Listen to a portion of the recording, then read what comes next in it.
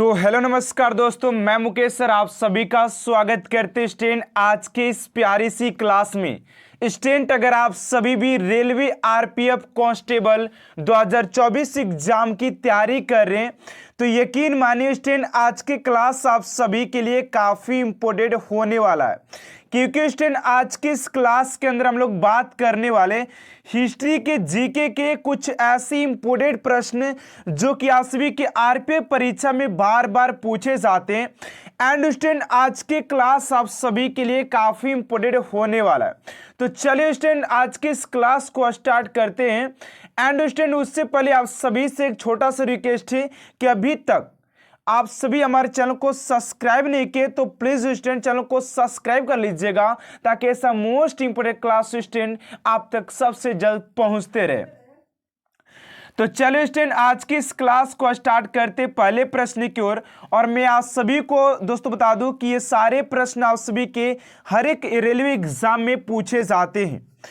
पहला प्रश्न आप सभी से पूछा जा रहा है कि तराइन का प्रथम युद्ध 1191 ईस्वी में किसके मध्य लड़ा गया था। तो तराइन के प्रथम युद्ध की बात करते हैं स्टूडेंट, किसके मध्य लड़ा गया था। तो राइट आंसर हो जाएगा आप सभी का मोहम्मद गोरी और पृथ्वीराज तृतीय के साथ हुआ था। अगर आप सभी को हर एक प्रश्न का अगर आंसर पता हो तो आप सभी हमारे बताने से पहले कमेंट बॉक्स में आप सभी आंसर जरूर लिखिएगा, ठीक है ना। चलिए अगले प्रश्न को और बात करते हैं। आप सभी का दूसरा नंबर प्रश्न कर रहा है कि गुप्त समाज की स्थापना किसने की थी। तो गुप्त स्थान की स्थापना की बात करते हैं स्टूडेंट, तो ये हो जाएगा आप सभी के चंद्रगुप्त हो जाएगा। चंद्रगुप्त आप सभी का राइट आंसर हो जाएगा क्वेश्चन नंबर 2 का। चलिए अगले प्रश्न को और बात करते हैं। आप सभी का 3 नंबर प्रश्न यहां पर पूछा जा रहा है, कह रहा है कि पानीपत की दूसरी लड़ाई किसके बीच हुई थी।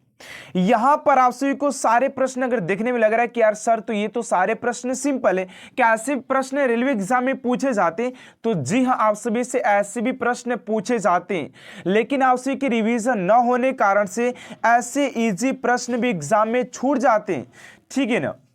चलिए तीसरा नंबर प्रश्न है कि पानीपत की दूसरी लड़ाई किसके बीच हुई थी। तो राइट आंसर हो जाएगा आप सभी का बेगम खान और हेमू के बीच हुआ था। ऑप्शन नंबर ए स्टूडेंट आप सभी का राइट आंसर हो जाएगा। चलिए अगले प्रश्न को और बात करते हैं। आप सभी का 4 नंबर प्रश्न क्या पूछा जा रहा है, कह रहा है कि मोहम्मद गोरी का शासक था। मोहम्मद गोरी कहां का शासक था। तो राइट आंसर हो जाएगा आप सभी का अफगानिस्तान का। ऑप्शन नंबर ए आप सभी का राइट आंसर हो जाएगा अफगानिस्तान। और बहुत जल्द आप सभी की इसी चैनल के ऊपर आप सभी को रेलवे आरपीएफ कांस्टेबल के प्रीवियस इस क्वेश्चन भी करवाया जाएगा। तो आप लोग चैनल को सब्सक्राइब करके रखिएगा और साथ साथ बेल आइकन को प्रेस कर दीजिएगा, ताकि जब भी आप सभी के लिए मोस्ट इंपोर्टेंट क्लास लाया जाए तो आपके पास सबसे जल्द पहुंचते रहे, ठीक है ना।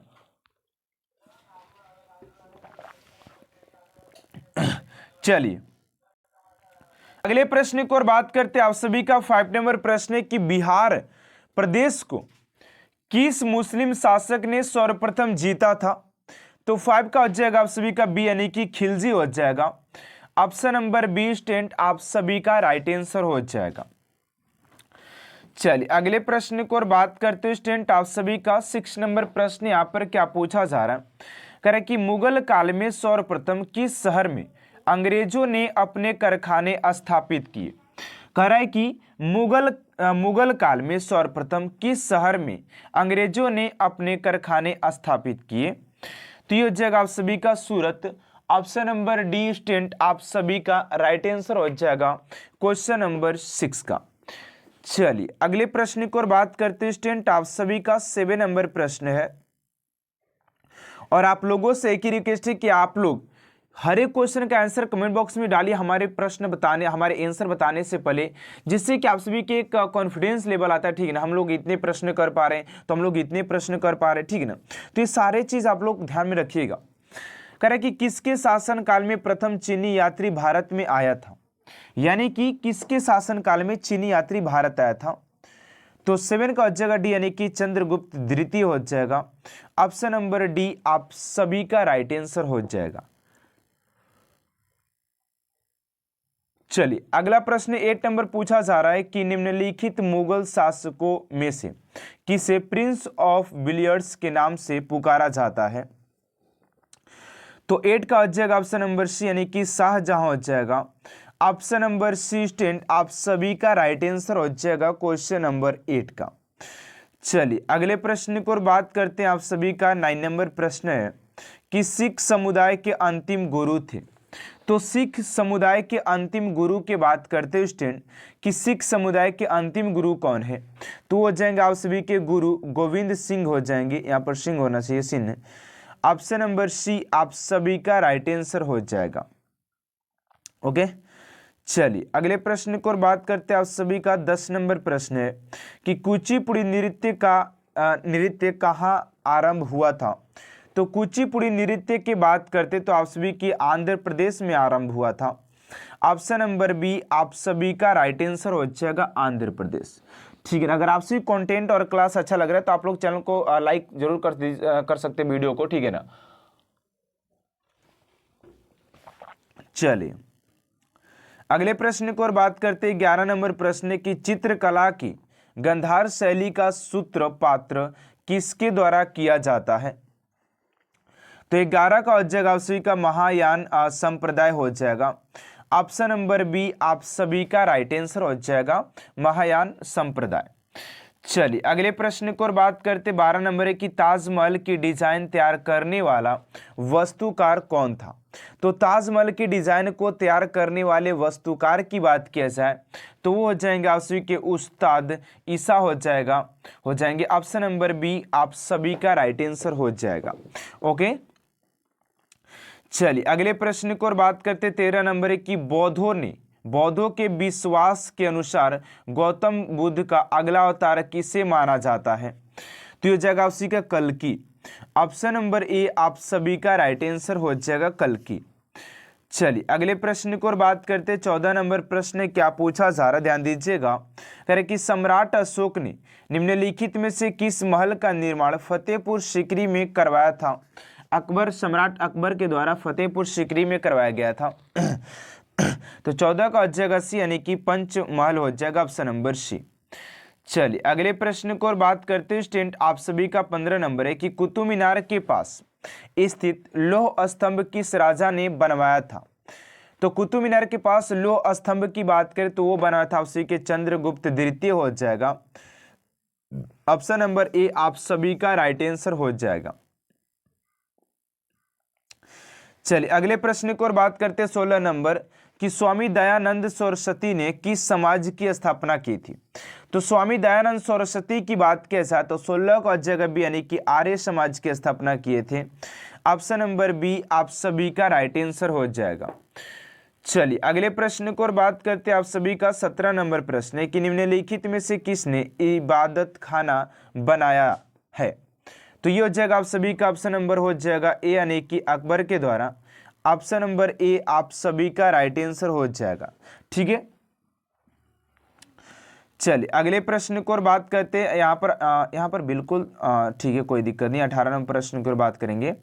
18 नंबर प्रश्न है कि भारत की प्रथम महिला शासक बनी थी। तो भारत की प्रथम महिला शासिका कौन थी, आप सभी से ये प्रश्न पूछा गया, ठीक है ना।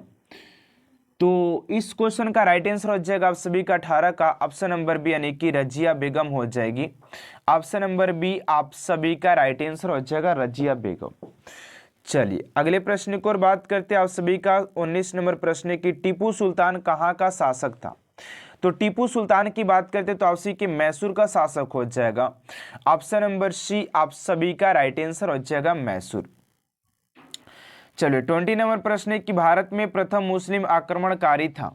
तो भारत में पहले ऐसे मुस्लिम की बात करें जो कि भारत पर आक्रमण किए थे तो हो जाएगा आप सभी का वो हो जाएगा आप सभी का सी यानी कि महमूद बिन कासिम। चलिए अगले प्रश्न को और बात करते हैं 21 नंबर प्रश्न की प्रथम भारतीय साम्राज्य स्थापित किया था। तो ये हो जाएगा आप सभी के चंद्रगुप्त मौर्य द्वारा किया गया था, ठीक है ना। चलिए अगला प्रश्न 22 नंबर की किसके समाधि कारण नांदेड़ गुरु द्वारा सिखों द्वारा पवित्र माना जाता है। 22 का हो जाएगा ऑप्शन नंबर डी यानी कि गुरु Govind Singh. Option number D आप सभी का राइट आंसर हो जाएगा। चलिए अगला प्रश्न है 23 नंबर की विख्यात सोमनाथ मंदिर को किसने नष्ट किया। 23 का हो जाएगा ऑप्शन नंबर बी यानी कि ऑप्शन नंबर बी यानी कि सुल्तान महमूद हो जाएगा। अगला प्रश्न है कि निम्नलिखित में से कौन सा सबसे पुराना स्मारक है। तो ये हो जाएगा 24 का ऑप्शन नंबर हो जाएगा सी यानी कि ऑप्शन नंबर सी यानी कि अजंता गुफाएं हो जाएगा। अगला प्रश्न है कि सिंधु घाटी सभ्यता के लोग पूजा करते थे, तो आप सभी के हो जाएगा 25 का ऑप्शन नंबर यानी कि पशुपति की हो जाएगा।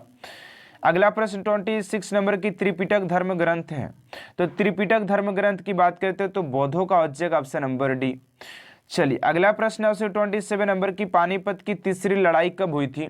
तो पानीपत की तीसरी लड़ाई की बात करें तो 1761 में। ऑप्शन नंबर बी आप सभी का राइट आंसर हो जाएगा।